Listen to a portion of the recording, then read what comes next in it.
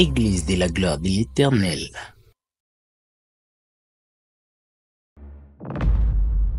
Que le Seigneur vous bénisse. Que le Seigneur vous bénisse. Lorsqu'un cheval se lance dans la course, l'Autriche est série de lui.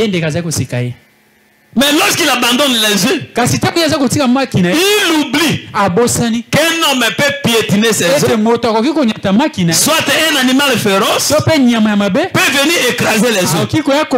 Mais bien qu'il a oublié les œufs, lorsqu'il prend la course, il série d'un cheval et de celui qui conduit le cheval.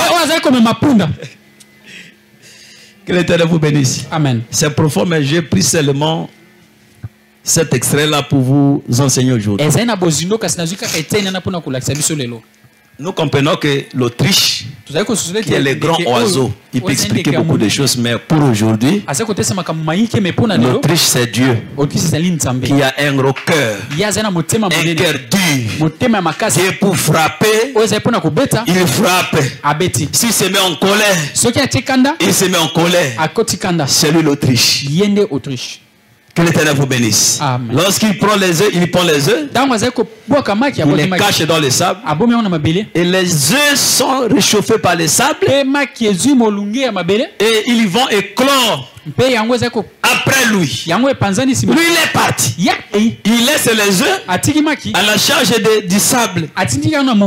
Nous comprenons que lorsque Dieu a créé le monde, il a créé les enfants que nous sommes. Il nous a laissés sur la terre et il nous a gardés avec les sables. C'est-à-dire c'est l'Autriche qui a rassemblé les sables pour couvrir les œufs. Et le sable donne la chaleur à l'œuf jusqu'à ce que l'œuf produise un petit oiseau. Que l'Éternel vous bénisse. Nous comprenons ici que la terre, c'est le ministère de la parole. Et les œufs d'Autriche sont les enfants de Dieu qui sont gardés par les serviteurs de Dieu. Parce que l'Autriche est comme Dieu. Il a rassemblé la terre. Il a appelé Fabrice. Il a appelé Iwewe. Il a appelé Daniel. Il les a rassemblés pour garder les enfants de Dieu. Lui, il est parti. Mais son problème, c'est quoi? Même si quelqu'un viendra passer pour piétiner l'œuf, il faut savoir que cet œuf, c'est l'œuf de l'Autriche. Et l'Autriche lui-même, il attend seulement le cheval. Lorsque le cheval viendra pour combattre, l'Autriche viendra avec un vol rapide pour combattre le cheval et protéger les yeux. Voilà pourquoi Dieu prêche Job. Il considère Job comme un œuf qui est couché par terre, qui est gardé dans le sable. Même si Job est dans la terre, qui ne perde pas l'espoir, parce que l'Autriche, c'est Dieu qui viendra dans la vitesse pour relever Job de là où il est.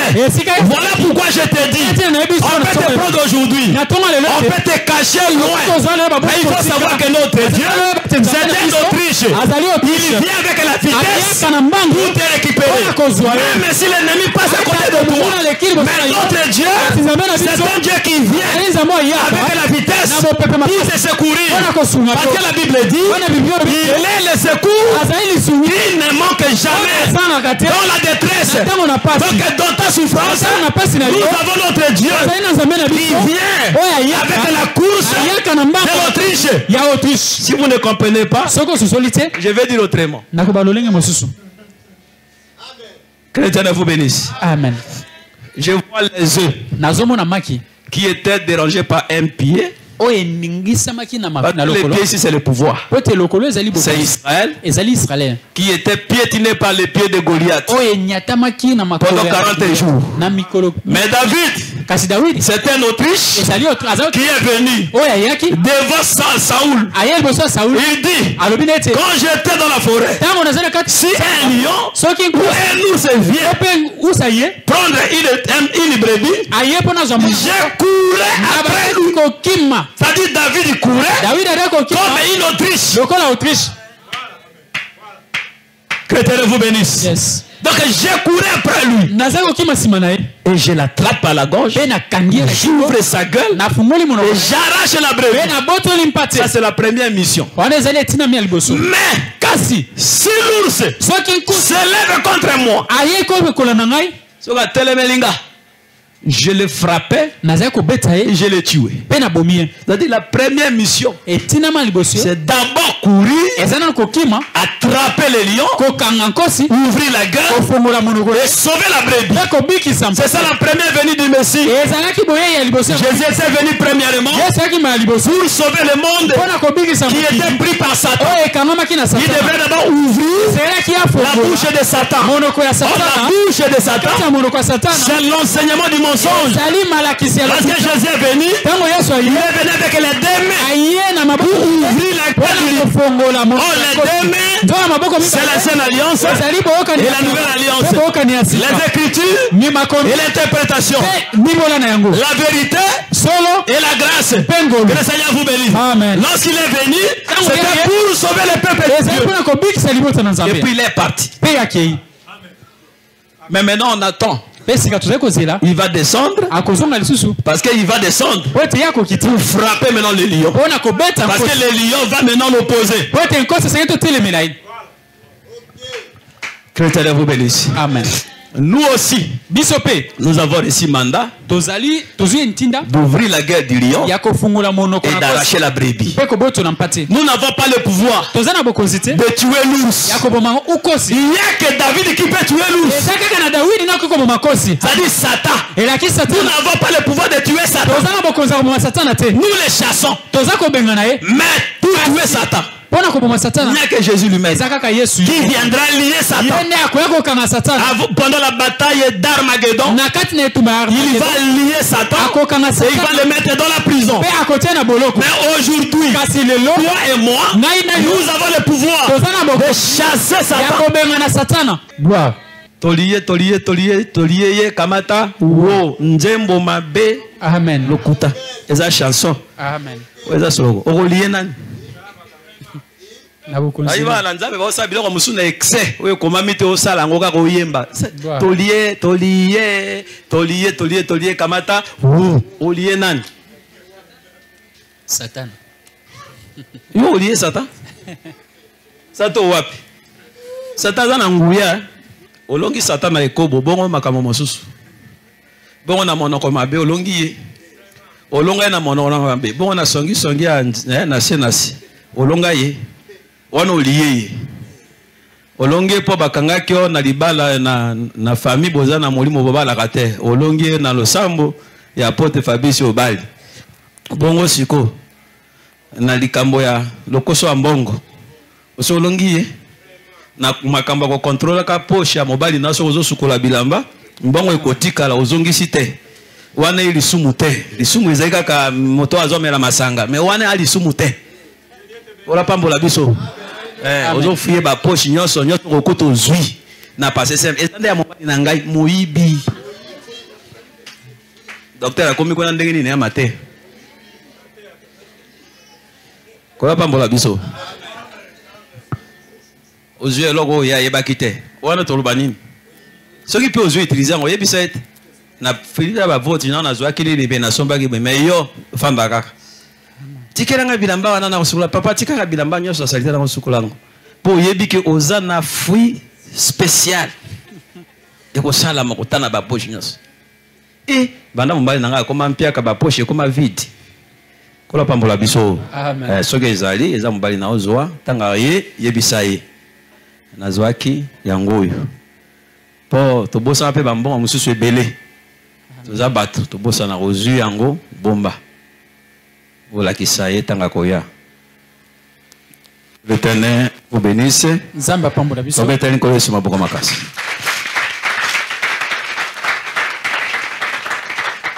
Abi Job. Yobo, tu vois pas l'Autriche? Yaza kumona ndeki. Il cache ses yeux dans les sables. Et il s'en fout. Comme si ses yeux ne lui appartiennent pas. Mais quand il prend sa course, il se moque du cheval et de son chevalier. Que l'Éternel vous bénisse. Amen. Que l'Éternel vous bénisse. Ici, Dieu enseigne à Job. Que toi, Job, tel que tu es là, tu es mon œuf que j'ai pondu et tu es tombé par terre. C'est moi qui t'ai fait ainsi. Mais il faut savoir que je viendrai dans ma course, les derniers, pour te relever. Ne crains pas. Même si la maladie vient, même si tu as tout perdu, mais il faut savoir que je suis ton Dieu. Je viendrai le dernier. Je viendrai te récupérer et je te releverai. Que l'Éternel vous bénisse. Ce que za moto moko kweyaka pona maladie pona situation moko tika nzambe atele mission na tongo lelo. Ce que kweyaka ulala pa makambo eleki ezozwa solution te nkolo aya apesa solution na tongo lelo. Akota na kati ya makambo na tongo lelo. Amen. Au nom de Jésus. Il dit regarde l'hippopotame. C'est la première des créatures. Ici la Bible se contredit. C'est le langage de Dieu. Voici l'hippopotame. C'est la première des créatures.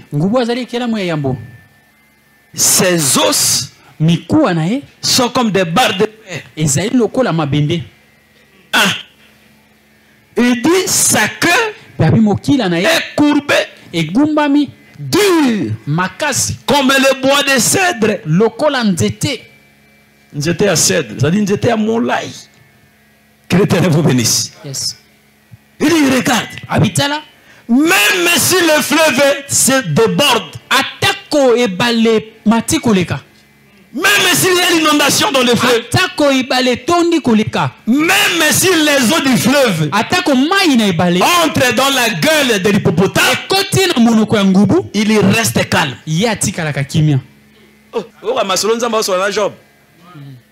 Que l'Éternel vous bénisse. Amen. Oh, l'hippopotame, Dieu dit que c'est la première des créatures. Il mange les herbes comme le bœuf. Ah, ici nous comprenons que l'hippopotame, c'est le bœuf. Apôtre Paul explique que le bœuf, c'est le serviteur. Ah, ici nous comprenons que la première créature de Dieu, c'est le serviteur. Oh, le premier serviteur de Dieu, c'est mon Jésus. Yes. Parce que c'est lui le premier serviteur de Dieu. Il est venu comme un serviteur. Mais les os de l'hippopotame sont durs comme le fer. Ah, je vois Jésus sur la croix de Golgotha. On a brisé les os des voleurs. Mais les os de Jésus, on ne les a pas brisés parce qu'ils sont durs comme le fer. Oh, la dureté des os, c'est la doctrine de Jésus. On ne peut pas briser la doctrine de Jésus parce que c'est ça le fondement. Que le Seigneur vous bénisse. Amen. Et la Bible dit l'hippopotame a une queue qui est courbée, qui est dure comme le cèdre. Oh, le cèdre, c'est une plante élevée. Mais à un moment donné, le cèdre est courbé comme la queue. Oh, c'est mon Jésus qui était au-dessus, qui a reçu le nom au-dessus de tous les noms. C'est lui le bois de cèdre. Parce qu'il a dit que lorsqu'on fait ainsi pour un bois vert, mais quand sera pour vous des bois secs. Jésus c'est le bois de cèdre, le bois le plus élevé. C'est-à-dire il a reçu le nom au-dessus de tous les noms. Mais ce bois-là doit être courbé. Le bois se courbe comment? Il quitte l'éternité, il descend sur la terre pour donner la vie. Si vous ne comprenez pas, je viens. On vient dire à Jésus que la belle mère de Pierre est malade. Jésus est venu comme le bois de cèdre. Lorsqu'il arrive pour guérir la belle mère de Pierre, Jésus doit se pencher vers elle. C'est le bois qui était tout droit et le bois maintenant secoue comme une queue. Donc lorsque Dieu secoue, c'est Dieu qui s'humilie pour donner la vie à l'humanité. Que le Seigneur vous bénisse. Que le Seigneur vous bénisse. Que le Seigneur vous bénisse. Si vous ne comprenez pas, je peux dire. Israël en Égypte, dans la souffrance. Mais Dieu dit à Moïse, car j'ai vu la souffrance de mon peuple et j'ai entendu les cris que là il faut les oppresseurs. Voilà, je suis descendu pour les délivrer. Ah, lorsque Dieu est au ciel, c'est le bois de cèdre qui est tout droit. Mais lorsque Dieu descend, c'est le bois qui est courbe. Parce que lorsque le bois est courbé, il courbe, il vient avec ses feuilles et ses fruits qui étaient au ciel. Et yango tango Jésus otamba lobi boyebi teke bokonza likolo za kati na bino c'est-à-dire auti na nyonso kuna likolo aye na ngona se debi bezolo belobi ke kati na ye azana litondi ya bonzambe. Donc tango ayaki na se watika ka eloko moko te ayaka na nyonso ya bonzambe. Gloire à Dieu. Que l'Éternel vous bénisse. Amen. Abi yo zo banga nini? Atana maladi na yo yeba ke ngai nzambe o na tombwama na kokita lokola moto asuka na nyonso pona kotela mission na maladi ozanango kola pambola biso amen pe alobi na yo balobi remarque l'hippopotame même si le fleuve déborde même s'il entre dans sa bouche l'hippopotame reste calme awa nzambe oteya yo hein.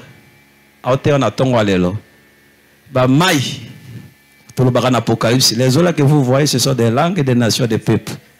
Ça dit ata bitumba et yezinga zinga na yo. Mususu ekote leo na monoko. Mususu ezingi ndako na yo. Fanda kana no nyelo ko le hippopotame. Yes. Mwana na nzambe il faut za la ko bouger te. Yo fanda ka wana kola pambola biso. Ezaka makambo nyonso te soki ekomi il faut bandaka ka kende banda ko lukte. Force ya koluka koloba loba ko bimba pasi pa ozokomisa makambo na nde ezokoma isusu makasi ya koleka. Fanda nano ba situation muso eza fanda nye. Kola pambola biso. Quel que soit mbonge ye ozana mai mais yebanga ke nzambe na biso aza vrai hippopotame. Kola pambola biso. Soki likambo ele na mai nzambe pe azaka vrai ngando. Partout nzambe azali. Bana na nzambe bazanga kundima pona ba problème belezoya. Paul ba oluka ba matana na masuwa ba okende ba olongwa ba longwe Israël ba okende na Rome po akende kosam atozana acte 27 ba kombi pembeni ya kokoma alors mokolo ba okoma ba okita bato bazaki pembeni wana bazwi ba bwato mususu o bakangaki pembeni ya masuwa bazaki na ambition bamoni mbonge eleki balingi ba mata bakima. Paul le lokola serviteur de Dieu lokola prophète asi a discerner bango a comprendre que ba manœuvre ba osala balingi ne bakima nde asololi na centenier abi yebisa bato wana moko te akima soki ba meki ko kima na baboto amike ba kokufa ba fanda nye parce que l'Éternel me dit que bato nyonso ba kokoma Rome. Kola pambola biso. C'est-à-dire na kati pe ya voyage otozo tambola il faut ko yoka Paul. Ponzamba la kisaka Paul voyage mo bandenge ezokende. C'est-à-dire moto azo kamba bino boyo kaka pe ye. Kola pambola biso. E ba mene koti na poche ngo. Ba mene ke na poche. Kola pambola biso. Amen ke na poche eh. Soki za bato asongololo ba kobangi ka baninga ba lo ba mene makasi. Soki za bato asongololo ba yoka liloboyo amen elinga ezala. Soki za bato ya fumutoto kuna balingaki bandima bato akisantu kutu balingaki babeta milolo. Kola pambola biso. Soki za bato akasangulu balingaki memba sote pona liloba na nzambu. Soki za bato angiri ngiri balingaki batele mapepe betela nzambe maboko. soki ezalaka bato ya quartier Kimbango balingaki babetela nkolo Yesu maboko na milolo. Soki ezalaka bato ya Ngaba balingaki basote. Soki ezalaka bato ya Limete balingaki basepela makasi. Yes. Soki ezalaka bato ya Mbinza. Soki ezalaka bato na campagne balingaki basepela na lilobo oyo. Balingaki babeta milolo. Betela Yesu maboko makasi.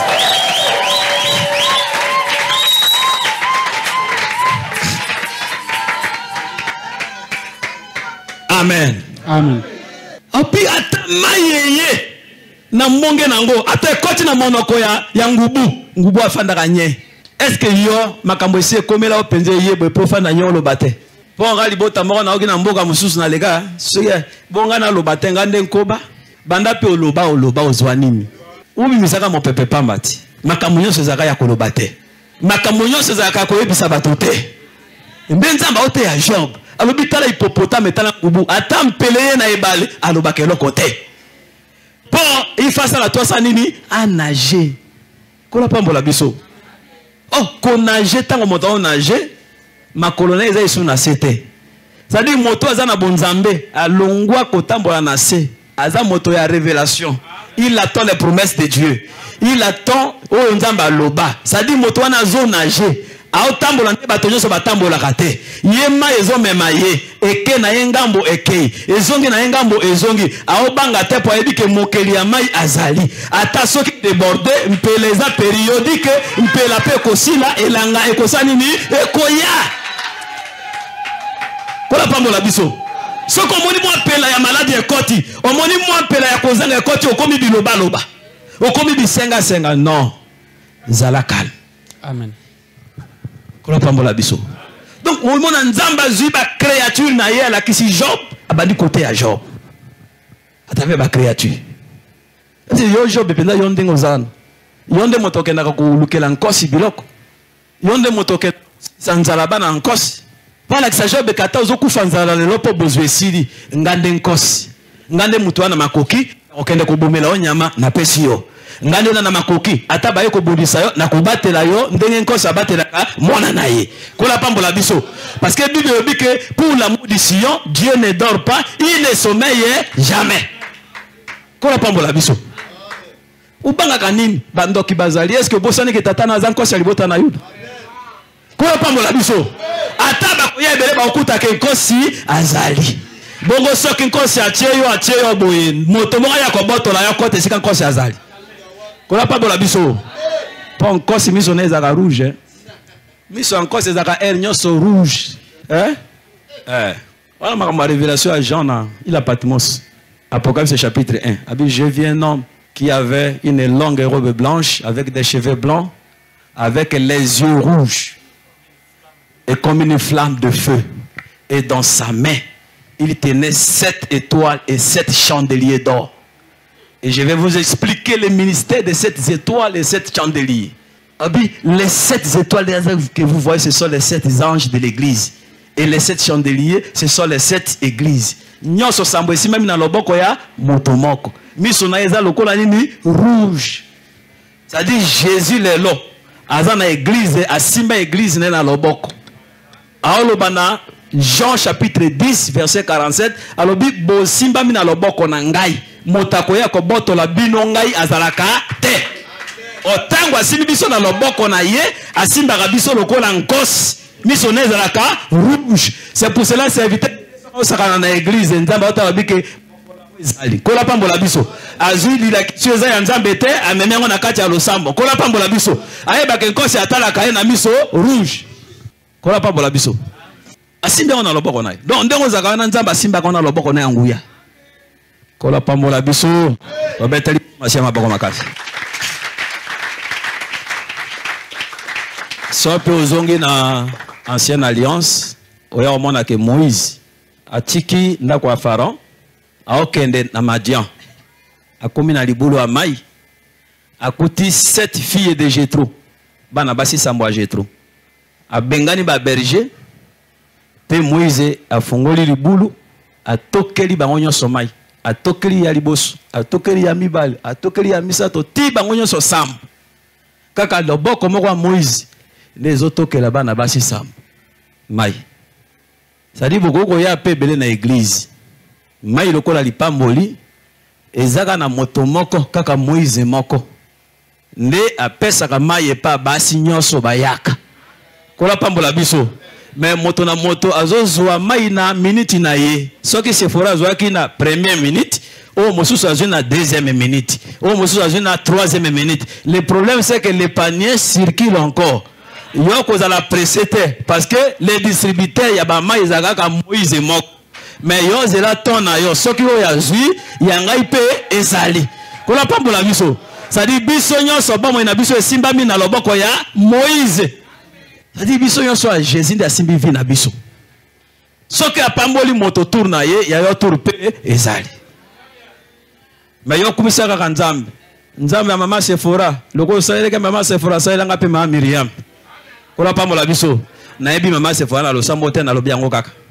Kola pambola biso. Soko pambola ki mama Joseline, ngai pe mama Antoinette Nazali. Tikete kola kanisa bino. Nasima ya koloba makambo wana nzenza ba ko sukisa. Abandi koloba na baninga Job. Nzambe aza très azana ba makambo na yebeli. Job azaki na baninga combien? 4. Mais Dieu s'adresse aux 3 amis. Il a enlevé Eliou. Il dit à Job. Il dit aux 3 amis de Job. Bildad, Eliphaz et Tchofa. Il n'a pas parlé d'Eliou. Parce qu'Eliou n'a pas de problème. Il dit aux 3 amis de Job. Mais vous, je suis en colère contre vous. Parce que vous avez mal parlé de mon serviteur Job. On a dit que kokondana moto pamba te. Sozo condamné moi na nzambe pamba kotangela mabunga pamba nzambe na kanda na yo. Kola pambo la biso. Alors vous n'avez rien parlé de bon pour mon serviteur Job. Je suis contre vous 3. Et je suis en colère contre vous. Mais maintenant pour apaiser ma colère, prenez 7 taureaux. Prenez 7 béliers. Amenez-les chez mon serviteur Job. Il va me sacrifier ces animaux. Il priera pour vous. C'est alors que je vais apaiser ma colère. C'est-à-dire pour que la colère de Dieu soit apaisée, il faut sacrifier 7 taureaux. Il faut sacrifier 7 béliers. Et pour que Job soit rétabli, il faut qu'il y ait sacrifice. C'est-à-dire après le sacrifice de 7 taureaux et de 7 béliers, Dieu apaise la colère. Job est restauré. Amen. A dit, ezana moto moko te na vie. Oyo akoki kobikisa bomoi na yo. Moto akoki kobikisa bomoi na yo, ezaka moto oyo atumba mbeka. Moto ya sala mbeka makili etanga nde moto wana akobikisa bomoi na yo. Soki makili etanga te, oyo nyonso bato bazolo bazaka pamba. Kola pambola biso. Amen. Donc mobikisi ya solo nde oyo atanga makila. Oya le kanzo to na ye tumba mambeka pona yo. Kola pambola biso. Amen.